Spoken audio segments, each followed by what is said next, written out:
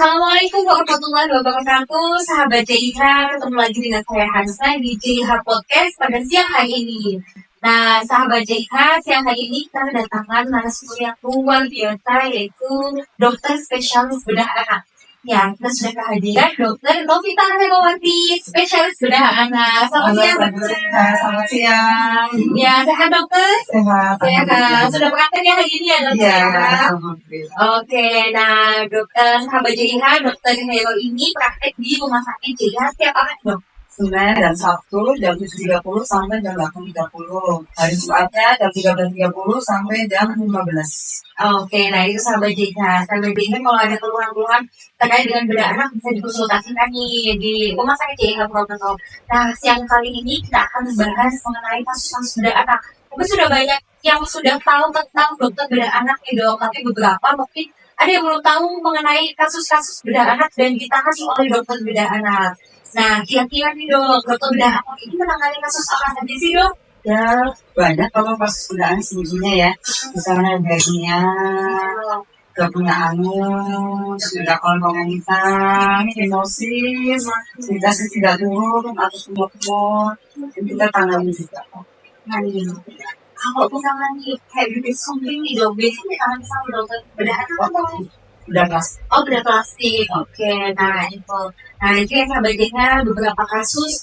Nah ini tadi ada yang disebut dengan fimosis, mungkin kita sering dengar nih fimosis. Tapi mungkin ada beberapa yang masih asing nih dok. Fimosis itu sebenarnya apa sih dok? Himosis itu adalah kulit atau kulit pada penis yang tidak bisa ditarik ke bawah.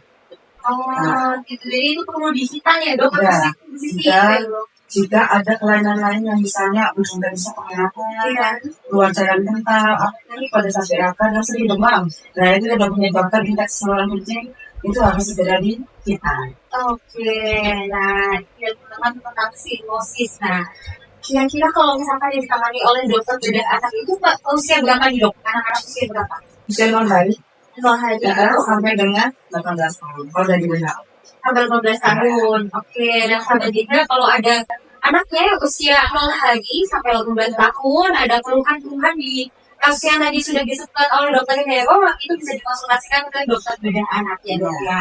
Nah, kira-kira ini ibu pada bertanya di dok, kira-kira kapan sih anak saya harus dibawa ke dokter bedah anak segera gitu dok? Misalnya ada kelainan di bedahnya ya pada anak-anak yang misalnya ada benjolan di testis yang tadi nggak turun atau testisnya, atau testisnya bengkak sebelah, atau hernia, itu bawa ke bedah anak. Atau nyari perut kanan bawah khusus bentuk juga bisa dibawa ke bedah anak. Atau ada benjolan di perut atau di mana sel galinya juga bosan dibawa ke dokter spesialis bedah anak. Apa mungkin tesnya sakit gitu ya? Nah, misalnya jadi pada torsion testis sampai tiba-tiba mundur atau kemerahan, nyeri, dipegang nyeri, itu biasanya torsio bisa dibawa ke dokter spesialis bedah anak. Atau yang tadi fimosis, sudah ada lainannya, ada sering demam daripada saat BAK, atau pipis, gendong ujungnya, itu bisa dibawa ke rumah sakit atau spesialis bedah anak.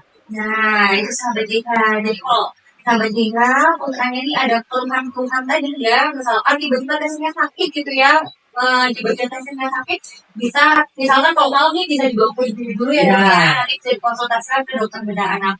Atau misalkan yang sering infeksi kencing, infeksi saluran kencing nih, sering demam, terus selalu sakit, bayi yang berlembung gitu ya, nah itu bisa dikonsultasikan ke dokter bedah anak. Oke. Nah, kira-kira nih, kalau sahabat cerita ngomong nih dok, kalau kapan sih dibawa ke dokter anak, kapan dibawa ke dokter bedah anak nih anak saya gitu. Iya, kayak kita tadi nyari perut, bisa langsung bisa di bedah anak. Atau kalau misalnya ujung penisnya mengecil atau menggelembung, sering demam, dia bisa terdesak bedah anak karena fimosis tadi. Atau testisnya tidak turun, atau ada bengkak atau gelembung di testisnya. Itu ada kelainan misalnya testis tidak turun, bisa bedah anak. Atau benjolan di perut atau di mana bisa bedah anak.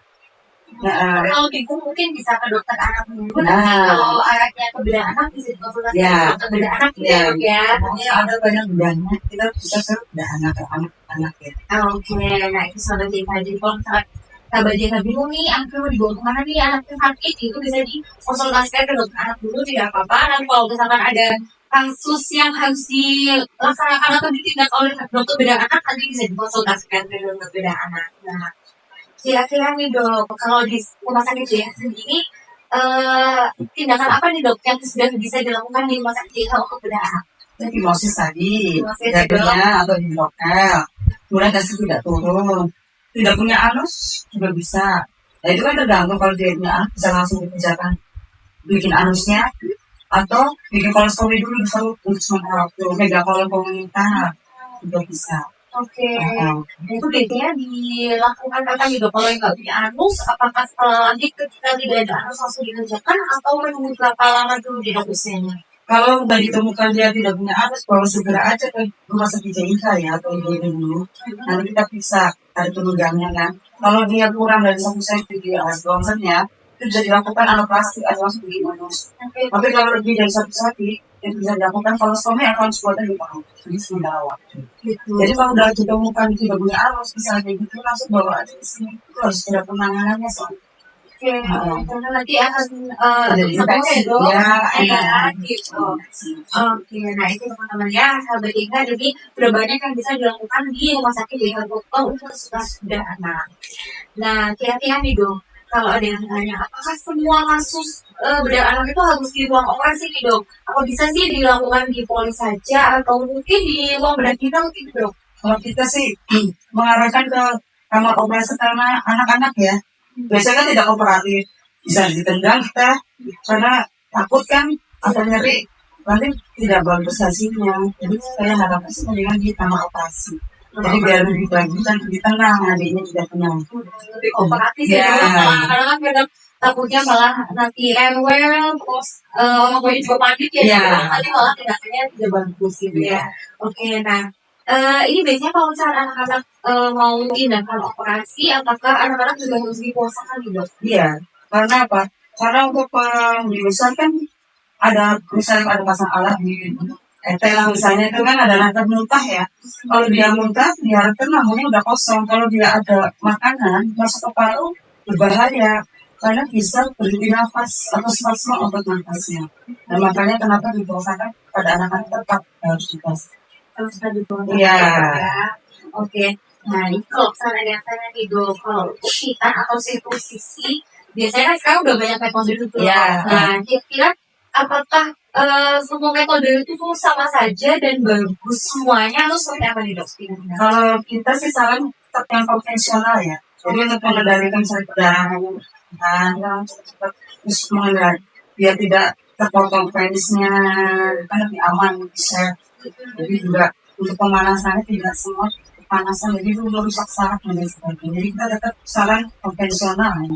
Konvensional ya, jadi kalau konvensional ini dan sarannya sih ke dokter bedah anak ya biar lebih tahu dan bisa mengontrol apa namanya tindakannya lebih baik gitu ya dok ya. Nah itu bisa dikonsultasikan juga ke dokter bedah anak ya. Jadi untuk sahabat JH tadi itu untuk kasus bedah anak, kemudian tips dari dokter Khairul juga ya. Teman-teman kalau misalkan ada putranya atau mungkin kalau kasus perempuan juga ada ya dok ya kayak ada ya kalau perempuan ya. Jadi putra putrinya kalau ada keluhan di anak yang kira-kira mengarah ke tindakan gitu bedah, nah bisa dikonsultasikan ke dokter bedah anak. Nah di JIK ini ada dokter Hero selaku bedah anak yang praktek di JIH di Poliklinik dan bisa dikonsultasikan di 24 jam ya dok ya. Jadi kalau misalkan dokter Hero sedang berjaga bisa dikonsultasikan dari IGD. Itu sahabat JIH. Nah mungkin ada tips-tips dari dokter Hero untuk sahabat JIH di rumah nggak dok?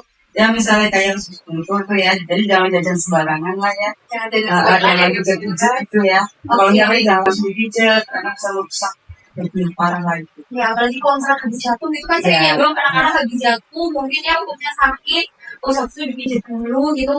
Nah itu sarannya jangan dipijat dulu ya dok ya, diperiksakan dulu kalau aman semuanya mungkin ya kalau mau dipijat boleh tapi sarannya tetap diperiksakan dulu, dicek dulu karena khawatir di situ ada mungkin kerusakan organ apa ya dok ya gitu. Nah itu bisa diperiksakan ke rumah sakit. Kalau nanti ada kasus jatuh trauma di bagian mungkin perut gitu ya nanti bisa dilakukan bedah oleh dokter bedah gitu ya.